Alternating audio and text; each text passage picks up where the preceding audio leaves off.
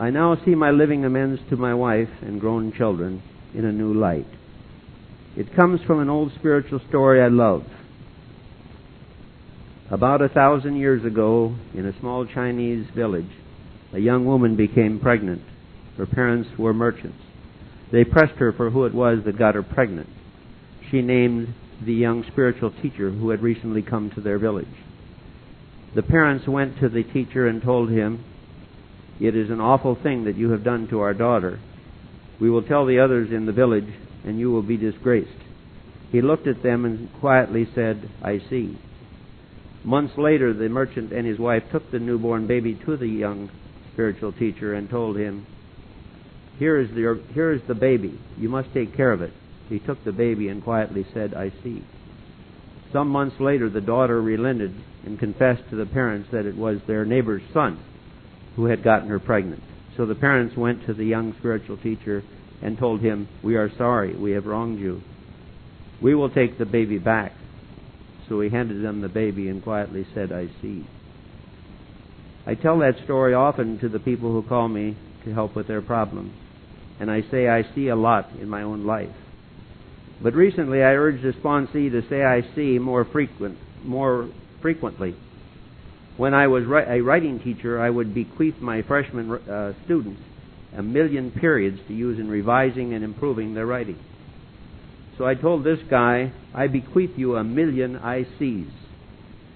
Please use them up as fast as you can." Later that day, I saw I needed to take my own advice. So in my marriage and family life, I will spend the next 10 years, one day at a time, with God's help and your help, using up my 10,000,000 I sees that I bequeath to myself. What's more, I will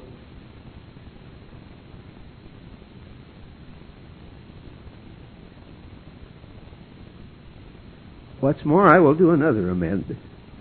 During that time, I will listen to my wife and agree with her. Only in a very rare case will I ever disagree with her. And there will have to be a very clear and urgent present danger before that will happen. What am I trying to be? Some henpecked wonder? No, henpecked husbands say yes out of fear. I'm saying I see and agreeing for a very different reason. First, I owe my wife a lifetime amend.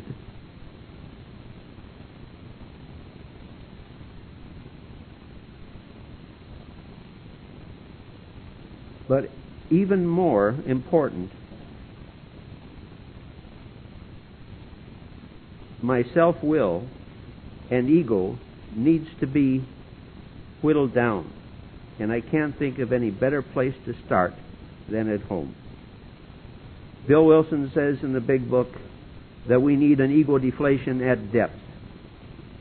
What kind of big ego does it take to be the kind of person to try to steal another man's wife over and over again?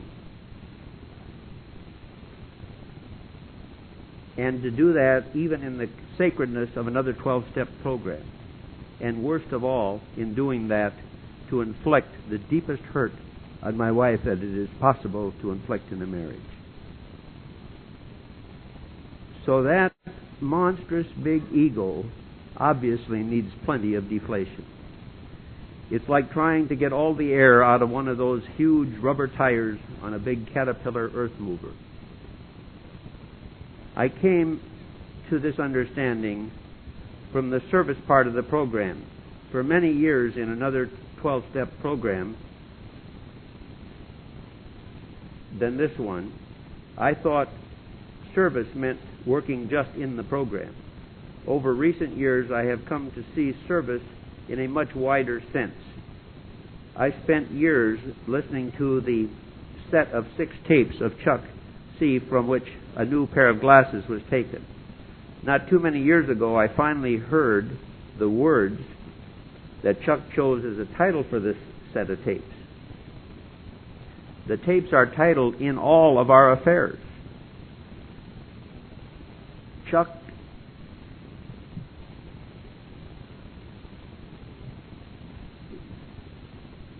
Chuck's point is that we spend our lives in service by practicing these principles in all of our affairs.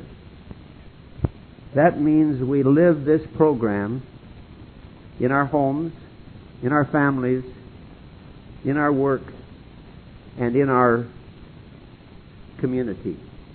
So service is picking up paper off the counter in the post office and putting it in the wastepaper basket. Service is giving the right-of-way to someone who wants it badly, when doing so doesn't slow up the people behind us. Service is walking down a narrow aisle in the store so carefully and smoothly that it is easy for anyone to pass us. I see now that when I do service and no one knows of it, it breaks down the ego and lets some air out of that big tire. So service deflates the ego and self-will that got so hyperinflated from all that attention we gave it in our addiction. So I need to make these amends to my wife so quietly and unobtrusively that she doesn't notice what I'm doing. Anytime she gives me credit for something I've done, it doesn't work for me because it doesn't cut down those egos, because Jesse Goodboy has already got credit. I've come to see that living with my sexual addiction is like living with a 300-pound man-eating gorilla. I can be completely safe with that gorilla if I practice this program that in its short form says, I can't, God can, so let Him. All I need is an acute awareness of my powerlessness. The instant the gorilla shows up, I call for help.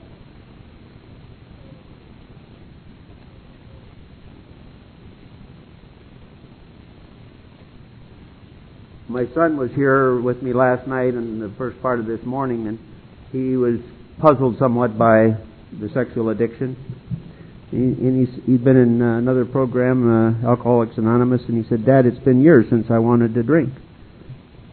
And I said, well, our program is different than AA. I said, because we have to live in society, we find alcohol in our mouths, and we have to spit it out. And he was kind of struck by that. He said, yeah, I see. Yeah, it would be hard. And a good example of what I see is in Phoenix, where there's been an SA program there for 12 years, and yet there's only a couple of people with long-term sobriety for all that 12 years. I've never heard of anything like that happening with AA. And so that there is something harder about this program. That's not to feel sorry for myself or any of us. But to me it is a difference.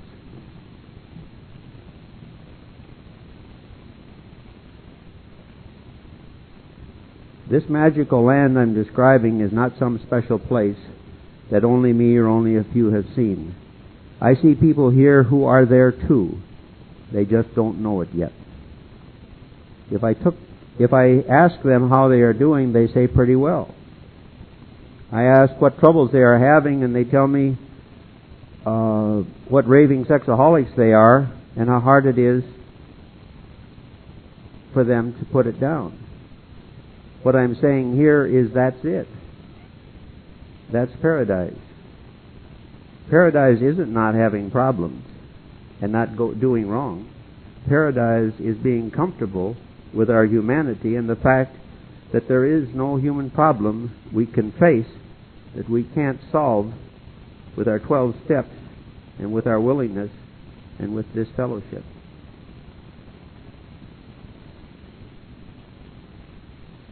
All of the great spiritual teachers have been weak and finally got tough, or they finally got to where they didn't let. All the great spiritual teachers have been very weak, but then they saw that with God's help they had all the power they needed. So there isn't anything to me better than that. And there are many people here who are in that position today, who know they're powerless over lust and are instantly ready to call for help. And to me that's all there is. The rest is just a continuation of that. Our own Bill W. in the 12 Steps faced two terrors. One was his recurring bouts of depression. Two was the fact he was taking royalties on the big book where only the non-alcoholic board knew about it. And furthermore, a part of those royalties went to his mistress, a woman in the AA office. And that's not to scandalize Bill. That's simply, to me, to make the point that he was a human being, and he didn't let his humanity keep him from being probably one of the greatest spiritual innovators of our time. I think we all are perfect in that we are perfectly human. So we are as perfect as we can be, and we are perfect as we recognize our powerlessness and go for help instantly where we need it. We pull the weeds, but God makes the crops grow. I think it's very hard for us to see that distinction between that. It's like the story of the lady that pulled up beside this beautiful farm, and the farmer was standing there, and she said, "Man, you've got a beautiful farm. God has sure been kind to you, hasn't he?" And he said, "Yeah, God has sure been kind to me, but you should have seen this place, and God had it all by himself."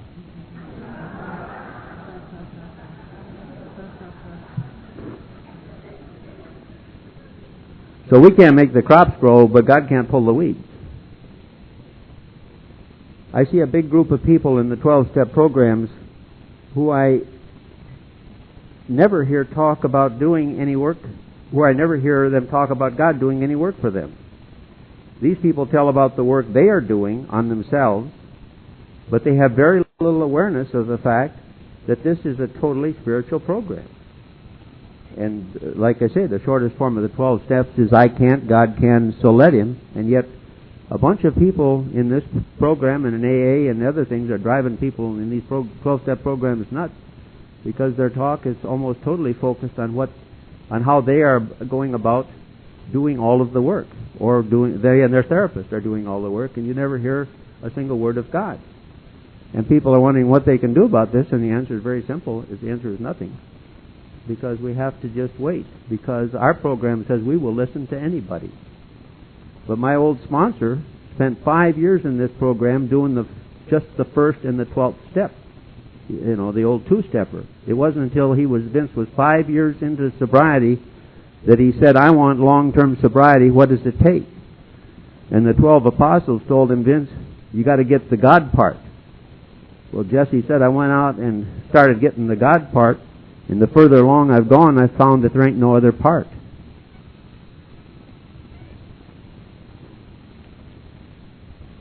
So it's like the woman in the kimono.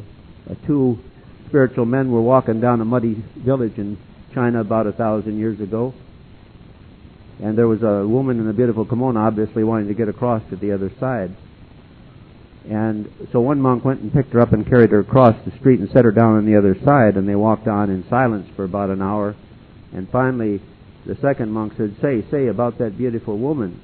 We monks aren't supposed to go near beautiful women, say nothing, to pick one up and carry her across the street. And the first monk said, "Are you still carrying her?" He said, "I put her down in the marketplace an hour ago." And to me, that is the other part of this program, is the speed with which we put things down. I had a beautiful chance to practice that day before yesterday when they told me that I had just lost the vision in my left eye.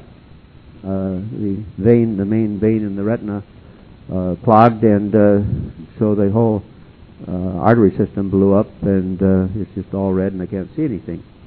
And the eye doctor says there's nothing we can do, and he gave me a book on how to see out of one eye, how to live life with just one eye. So a friend of ours heard about it later on in the evening, the wife of a friend of mine, and she called and said, "How are you doing with this, Jess?" Well, I said, "I'm studying that book." And she said, "Well, that's kind of what I expect of you." And to me, it is that thing that we learn here, which is, we can come here and whine a lot, but people get tired of it awful quick. And all we're perpetuating for the problem for is primarily ourselves. And so to me, we have to be able to put these things down. That doesn't mean we can't take action. I got a second opinion the next morning.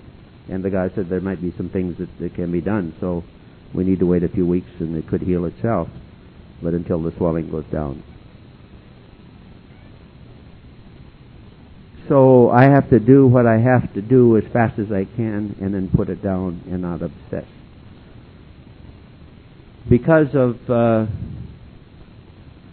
consequences of heart surgery some time ago, I'm not able to look at you and talk. I have to write things out, and I know that's awkward. It's awkward for me, and I'm sure it's somewhat awkward for you, but that's the best way I can do it. And I don't know whether what I've had to say makes much sense to you, but it sure has been a big help to me, and I appreciate the chance that you've given me of putting it out there. And I want to say that I can more than ever before say that I now love you all, because I know who you are, even if you don't. So thank you very much. I love you. Goodbye.